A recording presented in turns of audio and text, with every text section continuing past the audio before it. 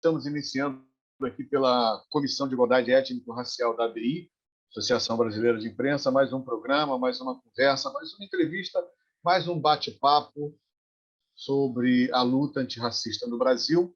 Vamos conversar com duas especialistas, duas professoras, uma, inclusive, ofereceu um prêmio, um presente muito legal recentemente para a ABI, que a ABI participou do último Intercom e é o primeiro que discutiu uma mesa na luta antirracista. Então, a ABI estava presente lá, fez história, e esse é um momento também para agradecer a professora Márcia Guena, que é jornalista. Eu vou apresentá-la com mais detalhes para você, mas eu não posso deixar, no comecinho, de fazer esse agradecimento, porque você colocou a ABI num momento muito importante, junto com estudantes, dentro da academia. E a ABI jamais poderia ter se afastado desses ambientes. E a nossa missão aqui é devolver, né, a relação da ABI com a academia. E pode ter certeza que nós vamos pedir muito a vocês essa participação.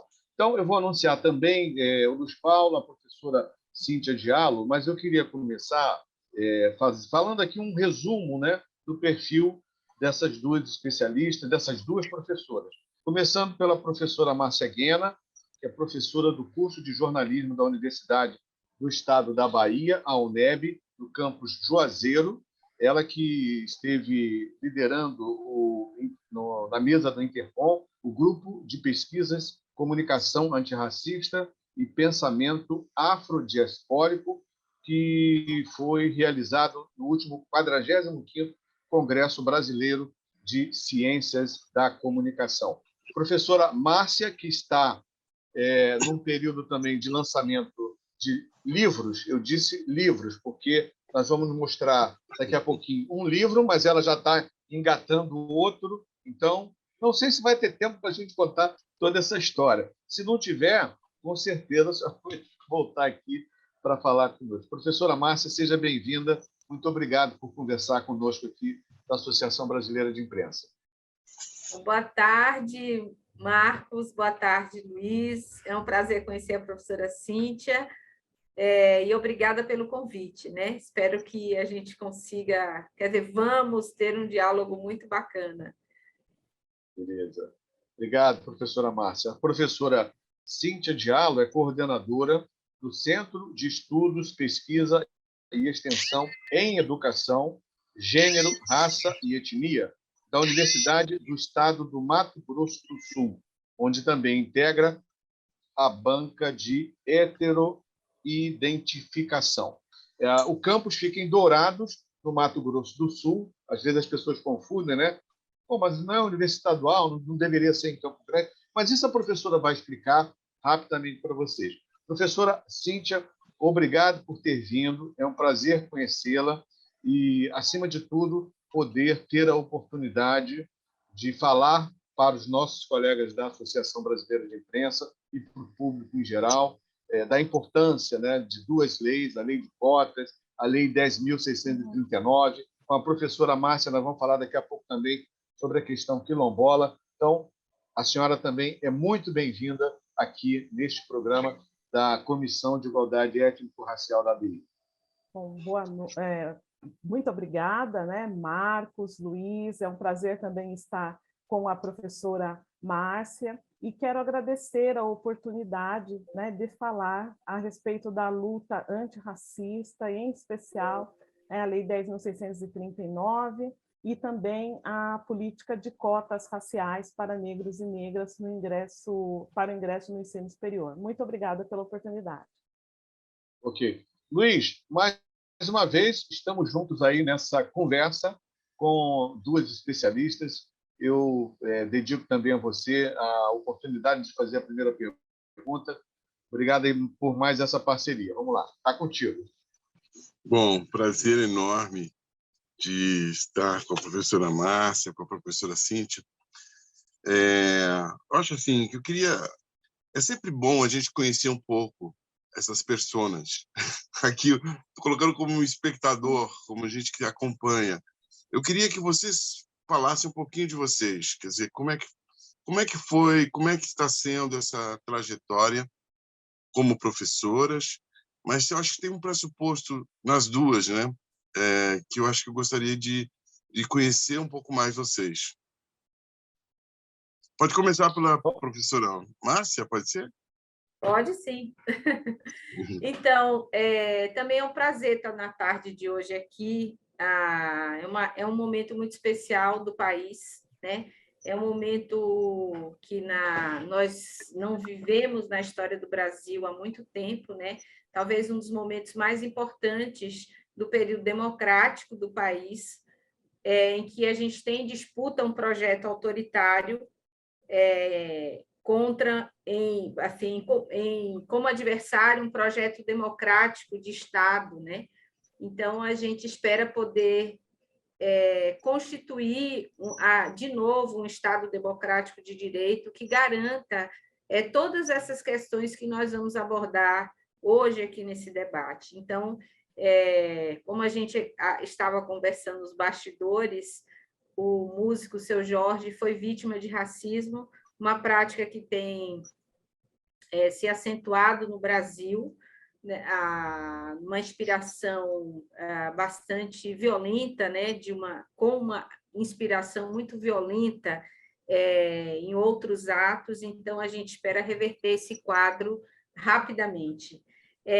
Eu sou uma mulher negra que tem constituído a vida acadêmica através de estudos antirracistas, né? Eu sou jornalista, me formei na USP, fiz mestrado na USP, enfrentei muito racismo na USP, foi minha escola de racismo, foi a São Paulo, né? São Paulo tem muito disso, esse confronto. Fiz mestrado e doutorado com temas da ditadura militar, né?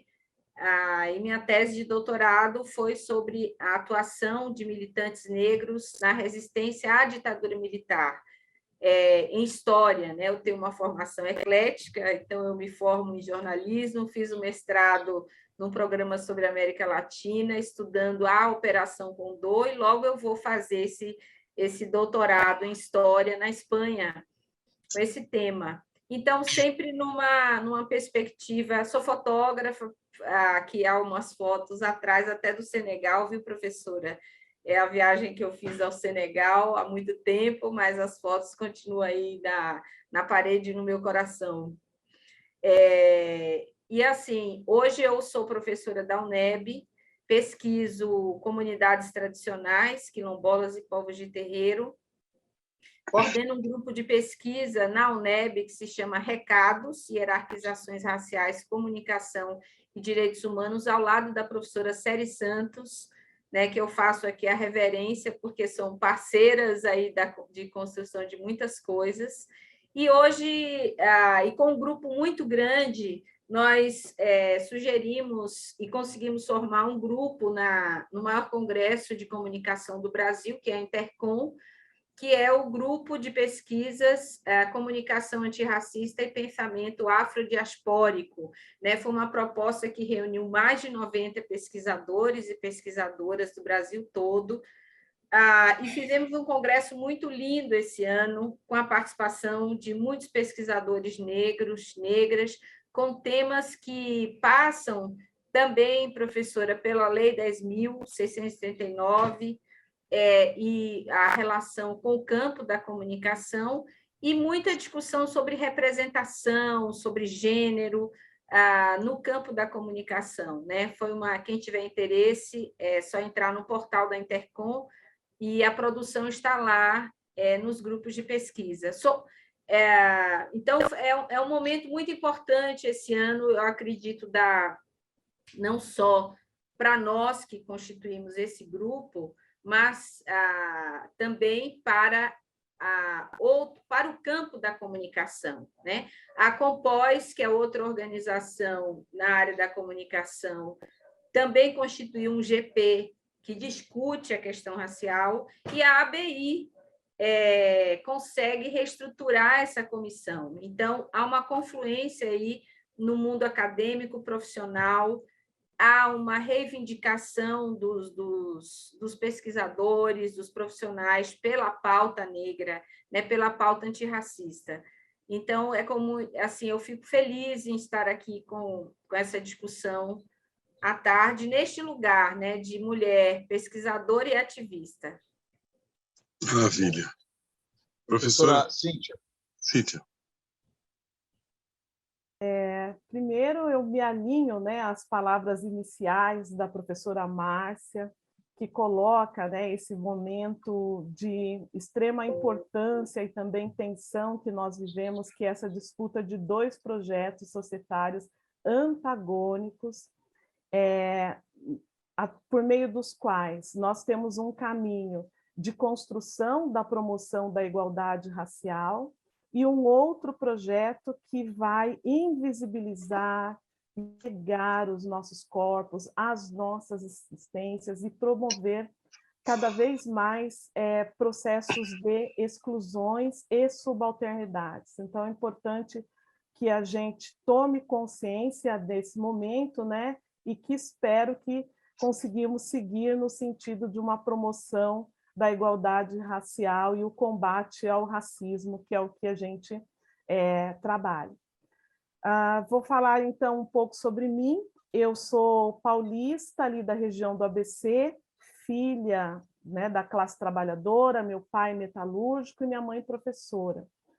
E os dois muito ligados ao movimento sindical, o movimento dos professores e o movimento negro. Então, eu cresci num ambiente de discussão de classe, de raça e, mais tarde, também uma discussão de gênero. Eu sempre gosto de mencionar quando é que eu me reconheci, né, como racista, ou como eu me reconheci como negra e conheci o racismo. Quando eu tinha em torno de 3, 4 anos, eu ia para a escola numa Kombi e um menino sempre ficava me chamando, negrinha, negrinha, negrinha. E minha mãe percebeu que eu estava muito incomodada, perguntou o que estava acontecendo e eu contei para ela. E ela me colocou em frente ao espelho e falou, você é negra, nós somos negros, sua mãe, seu pai, suas irmãs, mas você tem um nome, você tem uma família, você tem uma história. E você terá que sempre seguir em frente. Quando esse menino te chamar de negrinha de novo, você fala, o meu nome é Cíntia. E eu fiquei assim, muito emocionada, chorando, e ela falou, para com isso, porque nós temos que seguir em frente. Se você continuar chorando, você vai apanhar. Então, ali eu percebi o que é ser negra na sociedade, conheci no primeiro momento o racismo, mas nós fomos sempre muito orientadas pela família, pai, mãe, somos 3 irmãs, de como lidar com essas situações. É claro que nós não passamos por isso impune, mas quando você se torna negro muito cedo, você também se torna um antirracista muito cedo, e suas práticas, a sua vivência, as suas práticas, elas são voltadas para o antirracismo. Quanto à formação, eu fiz licenciatura em pedagogia, em história, mestrado em educação, estudei políticas educacionais, de um modo geral, não tinha recorte de raça. No doutorado, eu fui estudar o ensino de história da África nas licenciaturas.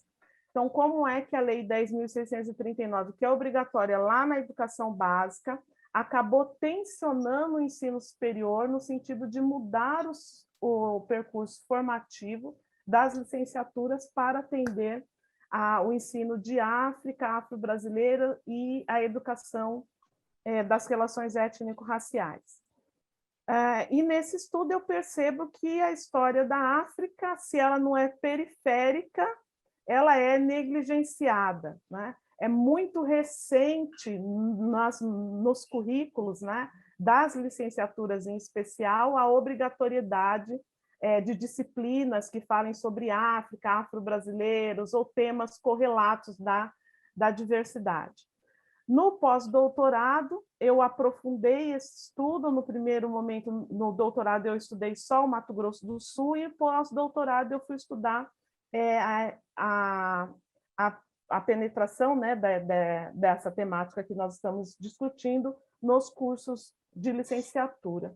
E a análise é muito parecida, né? Mato Grosso do Sul, o Centro-Oeste, outros colegas também no país começaram a discutir, e nós percebemos que temos um problema sério na formação inicial, que negligencia temas relacionados à educação das relações étnico-raciais, da promoção da igualdade, e por aí vai. Desde 97 eu leciono, de 97 a 2009 eu lecionei na educação básica, e a partir de 2009 eu começo a lecionar na Universidade Estadual do Mato Grosso do Sul, a UEMS, que é uma universidade que nasce lá na década de 90 com o objetivo de interiorizar o ensino superior. Aqui nós chamamos de unidade, nós temos 15 unidades, começamos com licenciatura, mas hoje há cursos de graduação, mestrado e doutorado nas diferentes áreas do conhecimento.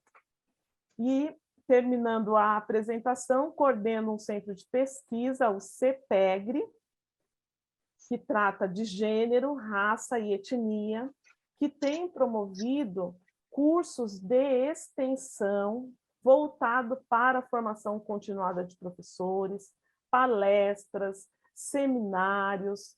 Já oferecemos uma especialização em 2018, 2019. A partir do próximo ano, vamos oferecer outra especialização voltada para currículo e diversidade. Coordeno as bancas de heteroidentificação, aqui nós chamamos de verificação fenotípica. E eu gosto sempre de dizer que essas bancas, elas não têm como objetivo pegar os fraudadores, mas de garantir o acesso de negros e negras ao ensino superior.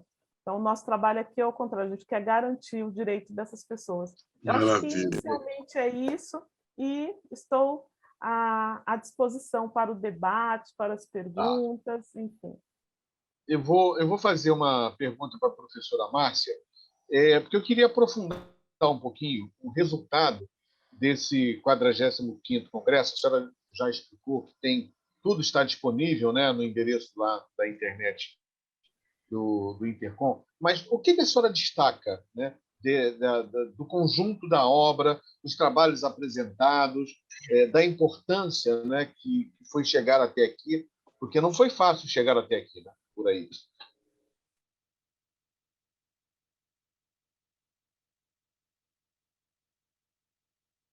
Está com o microfone fechado. Seu microfone está fechado. Vai lá. Deixa eu abrir o microfone. Então, Agora sim. Nesse congresso, né, eu e a professora Séries e mais uma pesquisadora da USP, nós fizemos um levantamento da produção sobre a temática racial na Intercom, de 98 até 2021. Então, esse foi o nosso artigo, foi o que nós apresentamos. Então, inicialmente, eu posso dizer que constituir esse grupo na Intercom é bastante significativo. Primeiro, porque a Intercom ela existe desde 77. Durante a ditadura militar, é criado a Sociedade Brasileira de Estudos Interdisciplinares da Comunicação. E desde então, ou seja, a Intercom atravessa a implantação do Estado Democrático, né? Ela sai da ditadura militar, passa por todo o processo da Constituinte e acompanha a democratização, o processo de democratização do país, né? E principalmente as lutas do movimento negro, né? Porque todas as conquistas em termos de leis, de políticas públicas que beneficiaram a população negra, todas são fruto do movimento negro, né? Do movimento quilombola, do movimento de mulheres, é sempre essa ação. Então, desde então, a Intercom não tinha nominado nenhum GP, nenhum grupo de pesquisa que tratasse da questão racial. Ou seja, é muito tempo, né? E se constitui como uma instituição cujas diretorias são brancas, quase todas oriundas do Sul-Sudeste.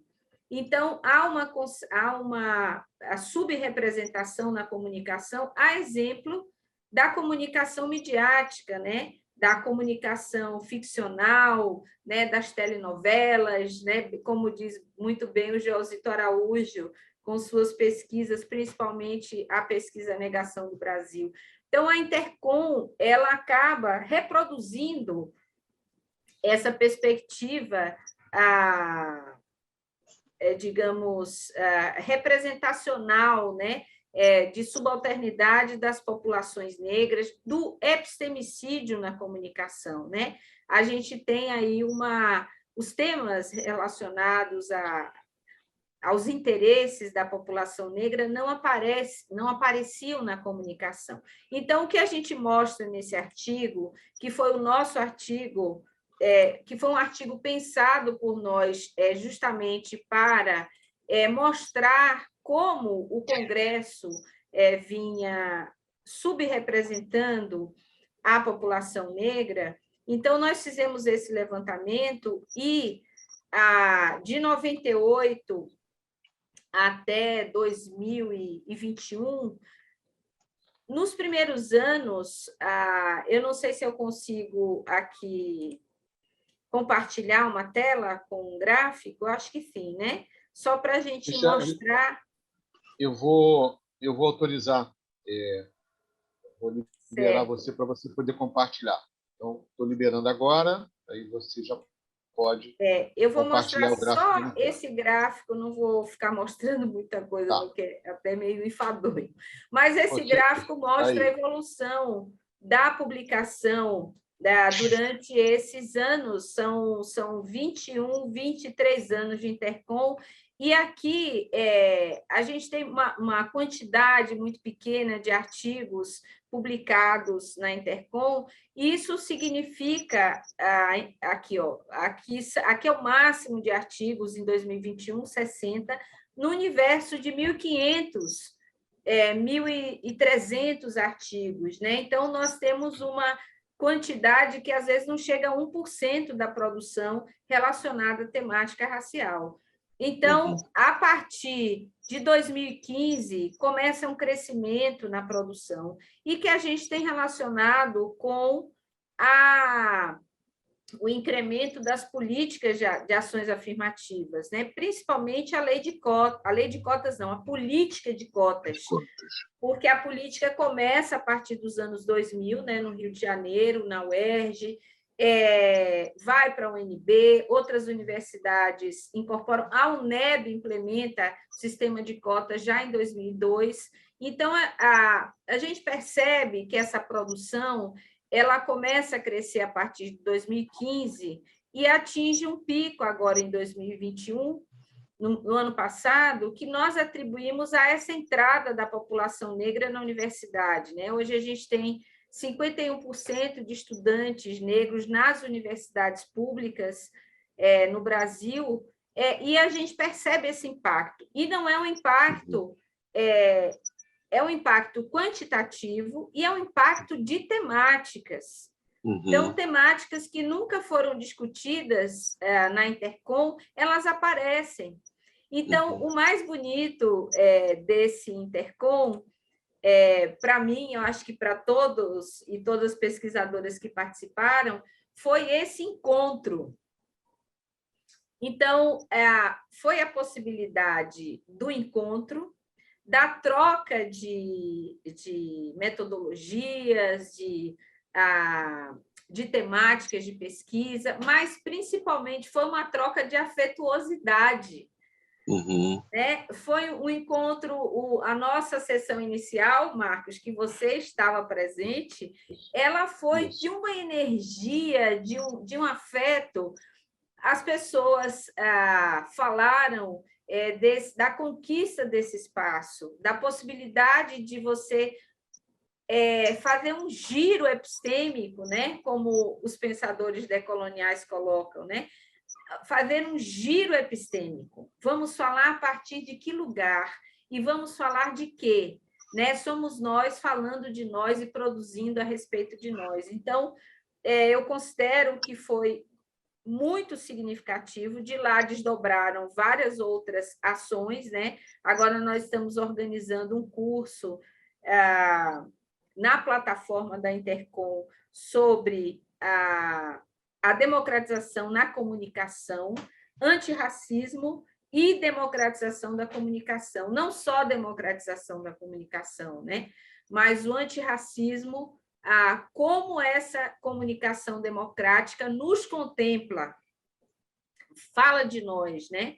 Então, é esse curso que nós estamos formulando, que deve sair no final de novembro, né? E vários outros desdobramentos com relação a redes, né, que se formaram a partir dali, porque tem pesquisadores do Brasil inteiro, pesquisadores do Pará, do Rio Grande do Sul, pesquisadoras de todos esses lugares do Brasil, né? Então, assim, só para fechar essa fala, dizer que o que quando a gente pensa nessa ruptura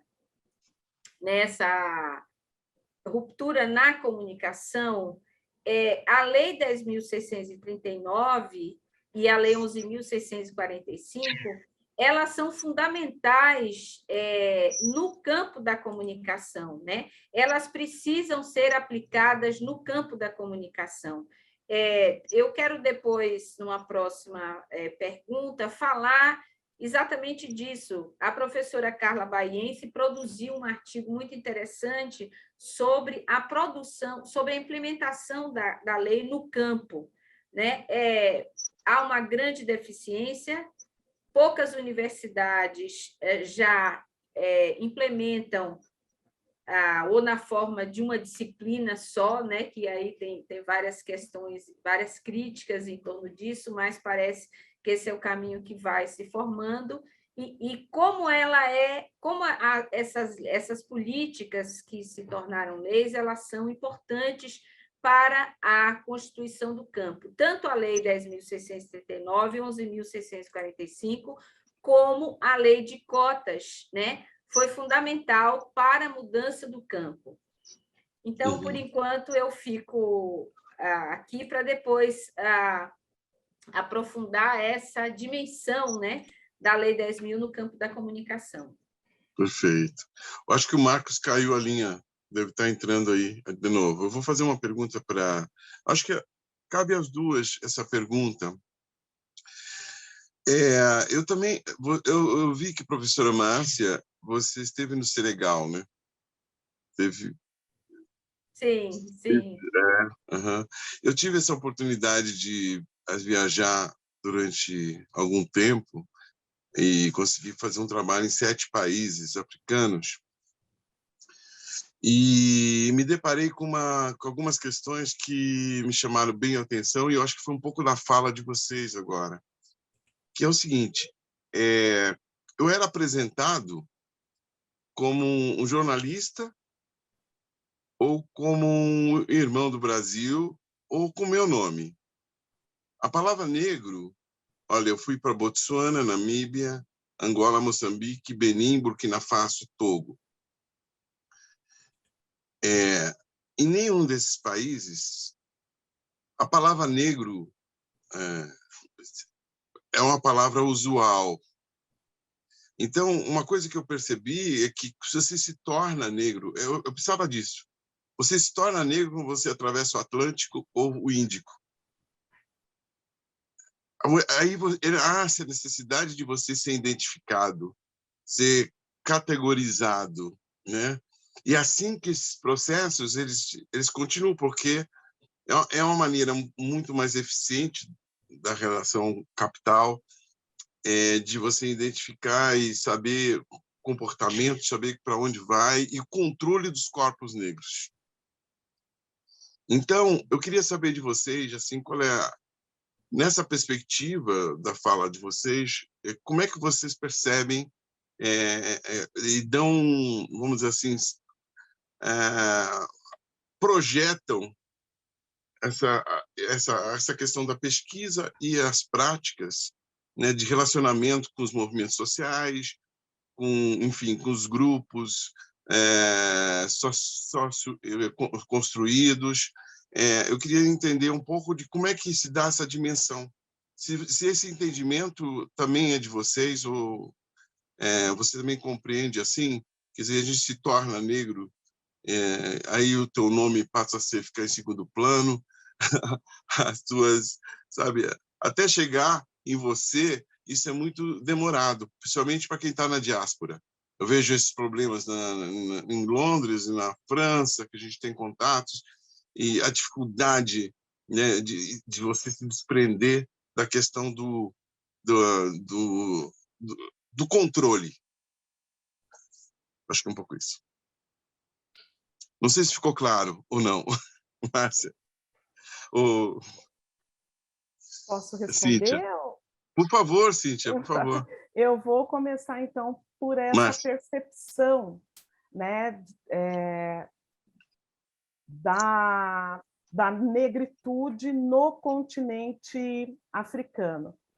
Eu sou casada com um africano há 22 anos, eu já estive pelo menos umas 8 vezes no continente, eu conheço bem o Senegal e conheço mais alguns países lá do entorno, tanto da África Ocidental quanto do sul do continente. E, de fato, negro é uma expressão, né, colonial. É uma expressão colonial, é uma forma de nomear os nossos corpos e de controlar os nossos corpos, e para além de contornar, né, produzir desigualdades nos nossos corpos. Então, quando eu fui a primeira vez ao continente africano, eu esperava, né, ser recebida como uma irmã da diáspora mesmo, né, que está voltando, mas não é bem assim, porque eles lá também têm uma outra percepção de nós negros que estamos fora. Né? Sim. E quando não, também tem uma outra percepção, nós somos ocidentais, e aí eu vou usar o Wolof, que é a língua mais falada no Senegal, nós somos Tubabe. O que é Tubabe? É branco em Wolof, só que não é branco no que diz respeito à cor da pele, mas branco de ocidental também. Né? Então, às vezes, nós procuramos, né, essa identidade que aqui no Brasil nós queremos construir tão forte, nem sempre lá está estabelecido, porque eles têm uma outra trajetória. Se eles não falam a palavra negro lá, eles vão se reconhecer pelas etnias. E isso é muito importante que nós aqui no Ocidente tenhamos essa percepção. Porque, de longe, a África é um grande corpo homogêneo de negros, né, abaixo do Saara. Mas nós precisamos entender que, se eles não têm essa percepção de negro, da diferença, há outras percepções da diferença, que não necessariamente acaba hierarquizando alguns grupos lá. Em alguns lugares sim, em alguns lugares não. Mas existe a identidade, que é a identidade étnica. E quando nós aqui do Ocidente olhamos para lá, nós só vemos negros. Tanto que as pessoas falam, mas por que tem tanta briga lá, né? Entre aspas, conflitos, são todos negros. E aí eu falo, olha, você me explica aí, eu vou te explicar esses conflitos, a partir dessa sua lógica de que são todos negros, se você me explicar, por exemplo, a Segunda Guerra Mundial, que só tinha brancos matando brancos. Então, por que nós não podemos ser também individualizados enquanto, né, grupos étnicos? Essa é a primeira fala que eu gostaria de fazer, que foi o que você perguntou em relação a essa percepção que nós temos dos africanos, que aqui nós somos marcados como afro-brasileiro, afro-estadunidense, e por aí vai, lá eles têm as diferentes etnias. Um outro ponto referente aos movimentos sociais. Eles são importantíssimos para o momento que nós estamos vivendo agora. 4 negros discutindo, né, as temáticas relacionadas às nossas questões, e 2 professoras da universidade, vocês da comunicação, mas para que nós chegássemos aqui, diversos movimentos foram importantes, né?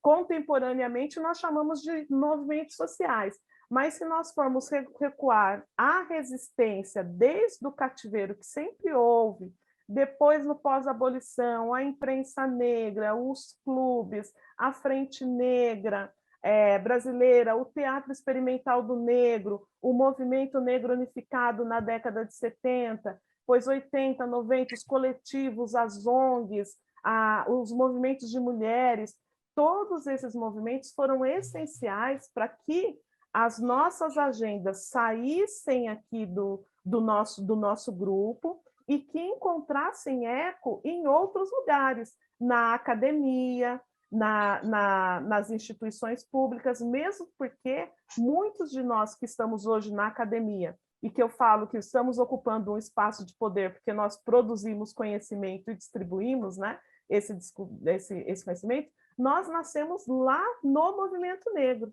Então, é extremamente importante, os movimentos são importantes, são eles, de fato, que vão nos, eu acho que, mostrar um caminho, e eles não podem ser invisibilizados, né? O seu poder de articulação, de resistência,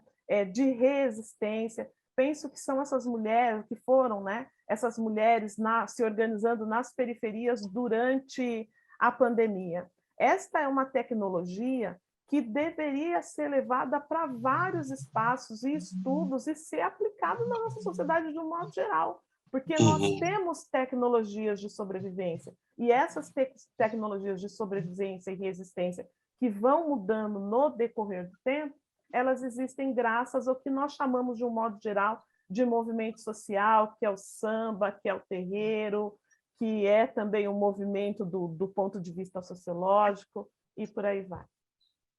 Bom, vocês viram aí que um pouco ausente. Estão me ouvindo?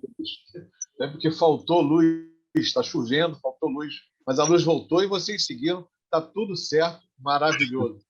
Eu queria voltar, Luiz, você já concluiu Marcos, as suas perguntas. Pode prosseguir, Luiz, vai com você. Não, a Márcia ia comentar muito isso.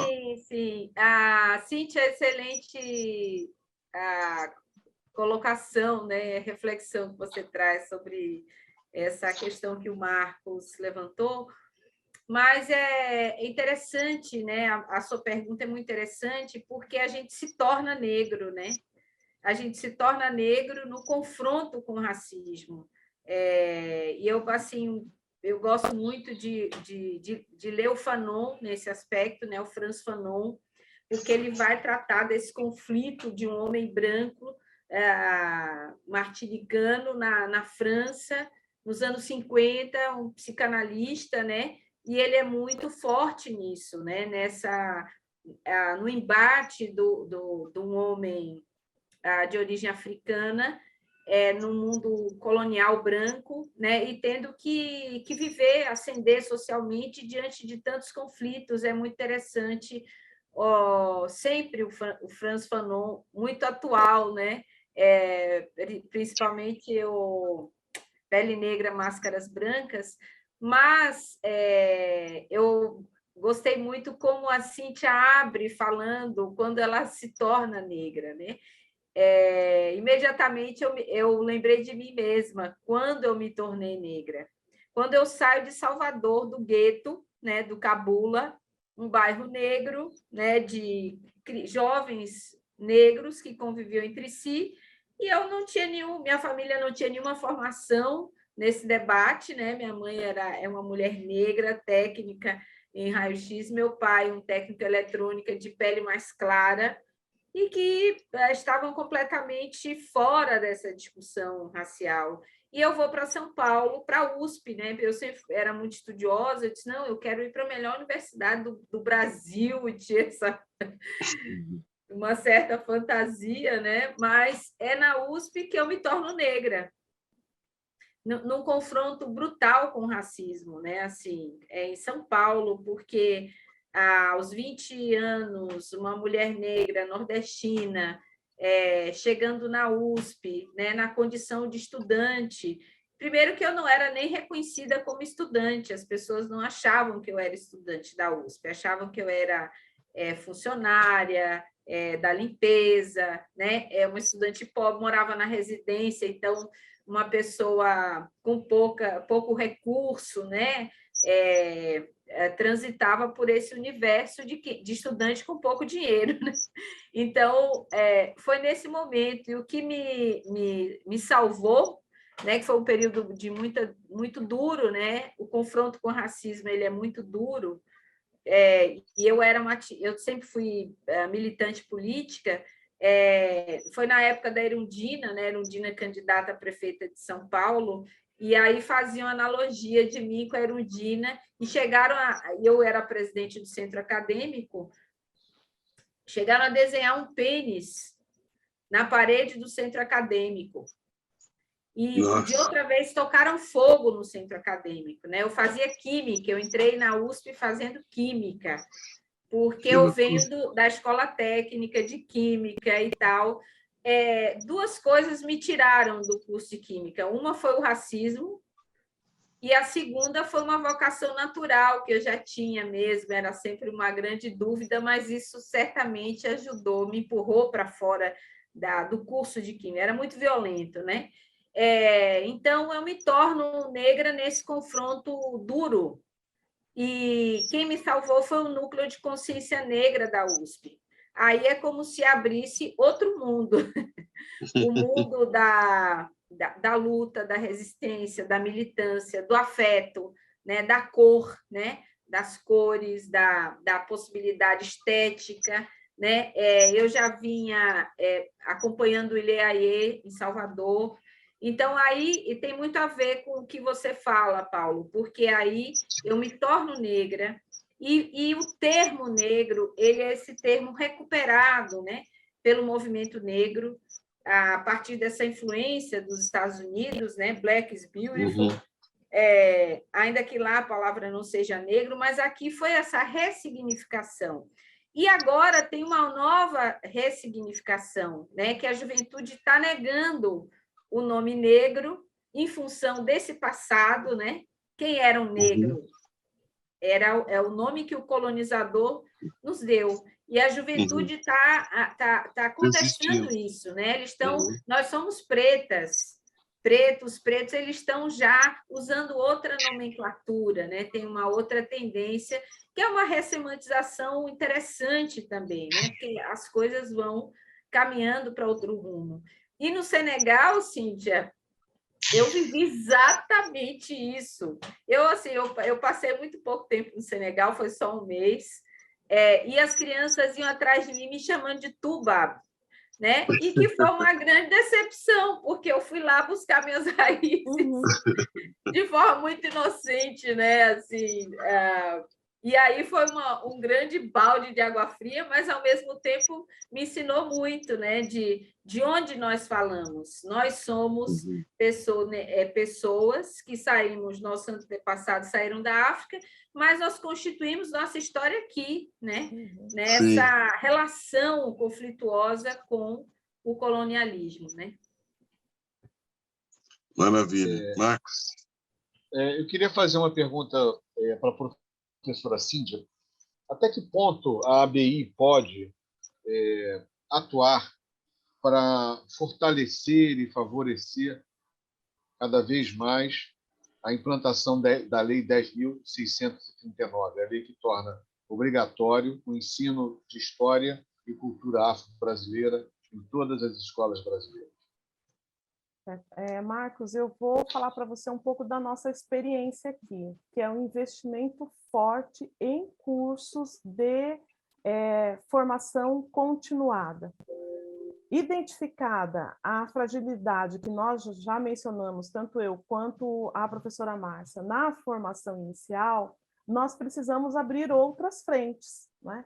Que são essas frentes de formação continuada, mas não aquelas aligeradas, né? Que você encontra aquele pacote de educação étnico-racial, mas que, de fato, é composta por professores e professoras que estudam a temática étnico-racial, que, em certa medida, conheçam o chão da escola e o racismo, né, que é produzido e reproduzido naquele ambiente, a produção de material, nós chamamos aqui material pedagógico, né, para que professores e alunos possam trabalhar essa temática. Então, eu entendo que a contribuição, pelo menos no meu campo, que é o campo da educação, é o investimento nos cursos, nas palestras, nos materiais didáticos, na abertura, né,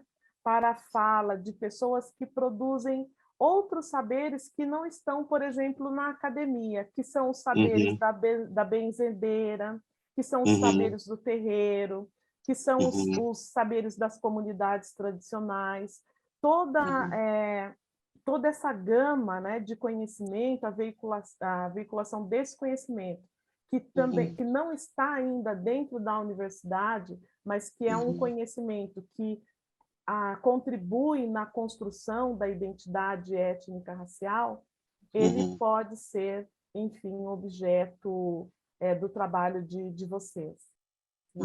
Ok. Eu só queria lembrar que nós já estamos entrando naquela reta final e eu queria mostrar aqui a capa do livro da professora Márcia Guena, que está nesse exato momento sendo lançado aí nas melhores casas do ramo, e vou pedir para a professora falar um pouco sobre esse trabalho, né? Explicar qual é. Deixa eu pegar aqui a capa para mostrar para todos vocês. Está aqui, ok. Tá aqui. Quilombolas do Vale do São Francisco. Ai, maravilha. Fala um pouquinho sobre bacana. Esse trabalho, professora. Então, esse é uma coletânea de artigos organizada por mim, pela professora Célia Santos, com resultado aí de vários artigos de pesquisadoras e pesquisadoras aqui da região, e que falam dessas experiências que a professora Cíntia relatou, a importância, né, destaca a importância de como essas experiências, vivências são importantes para a compreensão da realidade da população negra no Brasil, na sua diversidade, né? A população negra que está no campo e que preserva conhecimentos variados, né, de acesso à terra, de acesso à medicina tradicional, né, e que, ao mesmo tempo, está vivendo a modernidade, né? Então, essa foto da capa, por exemplo, é a foto de uma família, e esse jovem, o rapaz jovem, ele terminou mestrado, é quilombola, terminou mestrado na Universidade do Vale do São Francisco, e é um dos autores do livro, ele publica no livro, né? E, ao mesmo tempo, é liderança na comunidade, é presidente da Associação Quilombola Sítio Lagoinha de Casa Nova. Então, para nós é um trabalho muito caro, é um trabalho de 11 anos, que a gente realiza aqui na região, um trabalho formativo, porque isso que a professora Cíntia fala é fundamental, é a formação das pessoas que têm transformado as nossas realidades, né? E, nesse sentido, Marcos, eu até queria contribuir com aquela pergunta que você fez. Nós estamos no esforço de discutir uma proposta que eu e a professora Séries, de novo, né, a gente faz muita coisa juntas, que é a expulsão programada do racismo da comunicação. Nós temos discutido sistematicamente isso, por quê? Porque a comunicação ela é racista, a comunicação hegemônica é racista e controlada há muitos anos por poucos grupos, por poucas famílias. Vocês têm essas estatísticas. É uma comunicação branca, né? Há uma supremacia branca na comunicação, ela é racista Então, não é necessário mais pesquisar a mídia hegemônica, o discurso da mídia hegemônica. Nós fizemos 3 pesquisas na região, uma sobre George Floyd, a cobertura do assassinato do George Floyd, do João Alberto, e mostramos como eles são parciais e racistas na cobertura, muitas vezes nem nominam as pessoas negras que eles entrevistam. Fizemos uma pesquisa na região sobre a cobertura dos blogs para temas relacionados à nossa cultura, e a quantidade, em 20 anos, você encontra 5 matérias. São números assim absurdos que está nesse artigo que nós produzimos, né? Está na revista Extra Prensa, da USP, mas, fundamentalmente, é para dizer o seguinte: nós precisamos tomar uma atitude proativa nesse sentido. O que é que muda a comunicação? Primeiro, você tem que ter uma ação antirracista não só além da contratação, além de temas, né, da abordagem de temas que nos interessam, tem que haver uma ação antirracista na gestão das empresas, nos cargos de direção. Você precisa contratar pessoas negras para exercer cargos de direção nas empresas de comunicação. E há alguns países que já têm um selo. Como a gente tem um selo ambiental, selo da Unicef, tem um selo de empresa que respeita a diversidade, né? Esse selo está implementado em alguns países da Europa, aí vale a pena imitar, de empresa que respeita a diversidade. Global, né? Exato. Então, nós não podemos apenas ter nossas pautas contempladas, mas nós precisamos estar nos lugares de decisão, né? É assim que a gente consegue implementar nossas pautas. E além disso, implementar os instrumentos legais que nós temos. Nós temos o Estatuto da Igualdade Racial, que fala da comunicação, a Constituição fala da comunicação, e nós tivemos uma conferência em 2009, uma Conferência Nacional de Comunicação, em que houve um grupo que se chamava Enegrecer a Confecom, que conseguiu emplacar, das 64 propostas, emplacou 9 propostas relacionadas à população negra, e uma delas é a efetividade da implementação da Lei 10.639 e 11.645. Então, assim, eu insisto nisso, né, que nós precisamos expulsar o racismo da comunicação, usando o que nós já conquistamos, né, e dando outros passos. Nesse sentido, nós vamos lançar um livro, que é uma coletânea dessas experiências, que se chama Racismo na Comunicação, Até Quando? Né? É uma pergunta. E a ABI tem muito a fazer nesse sentido.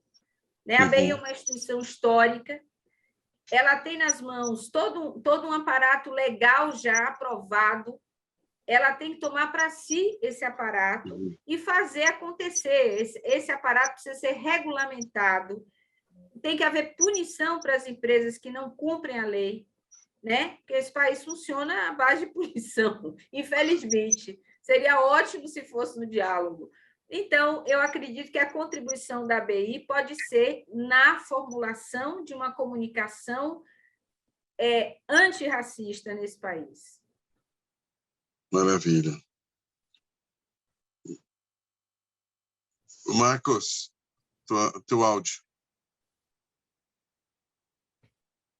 Bem, professora Márcia, desde o início das nossas conversas, isso ficou muito claro aqui para nós, aqui, da nossa comissão, né?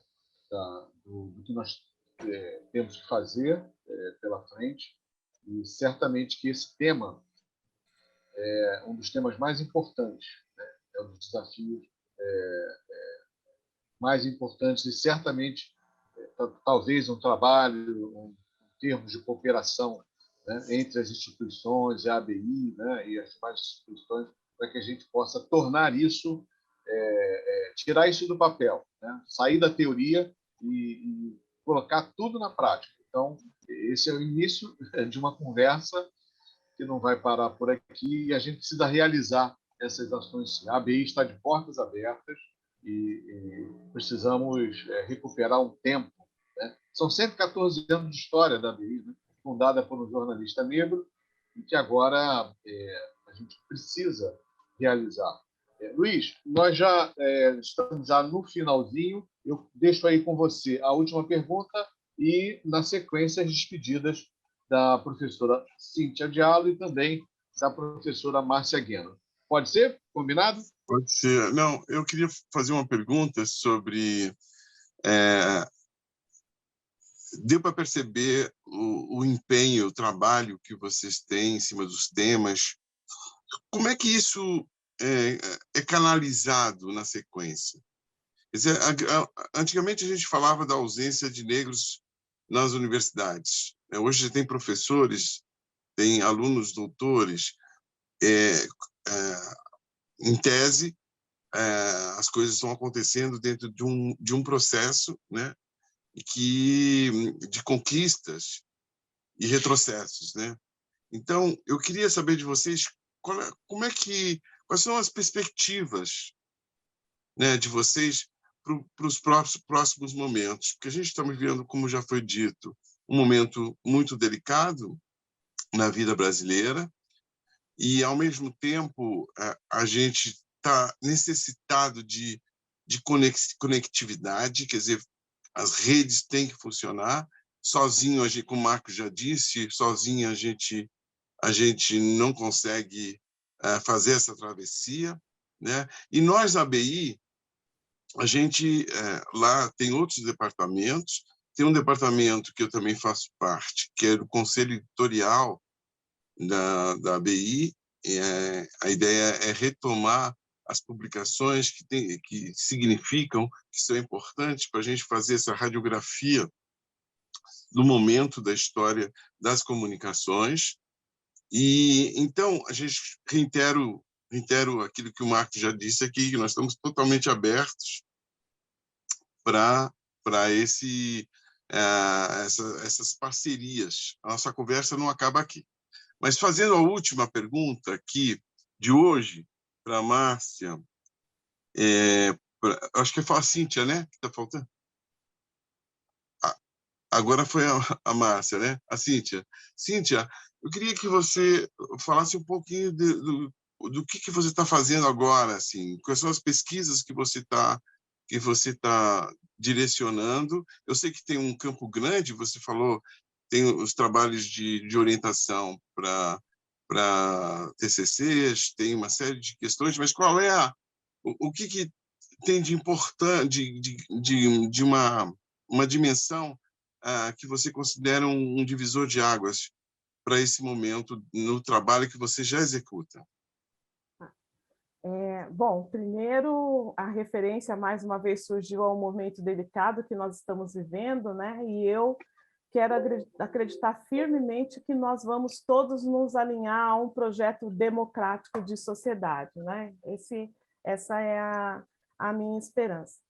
No que diz respeito ao que eu tenho trabalhado no momento, eu gostaria de, apesar de trabalhar com formação de professores, formação também de graduandos, nós trabalhamos com políticas de ações afirmativas, em especial cotas raciais. Então, a UEMS ela é sempre esquecida, né, no cenário nacional, mas ela é a terceira universidade a implementar cotas raciais e a única que tem cotas para indígenas.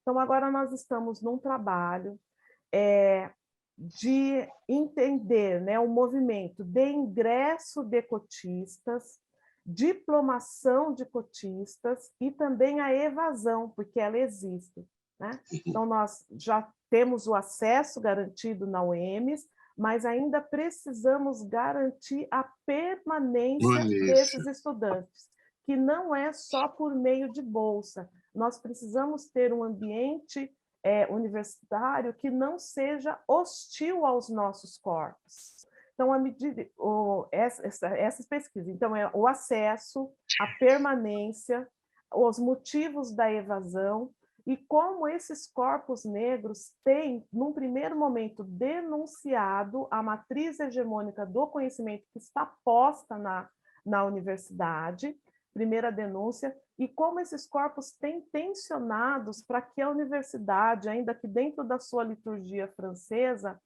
acate os temas étnicos raciais, que também é uma dificuldade. Não são todos os programas que aceitam esses temas, não são todos os professores na graduação que querem orientar, mas ainda assim, a passos, né, não tão largos quanto nós gostaríamos, nós temos as disciplinas específicas, com todos os problemas já apontados, mas as disciplinas se tornam obrigatórias. Nós temos centro de pesquisas, né, para temática, como no caso da UEMS. Eu acho que o meu tempo já está terminando, né? E alguns avanços nós percebemos, só que agora nós temos que transformar isso em pesquisa a partir do protagonismo da UEMS, que foi a terceira a implementar cotas raciais. E rapidamente é importante falar que as federais adotam as cotas sociais. 50% das vagas é direcionada aos alunos da escola pública.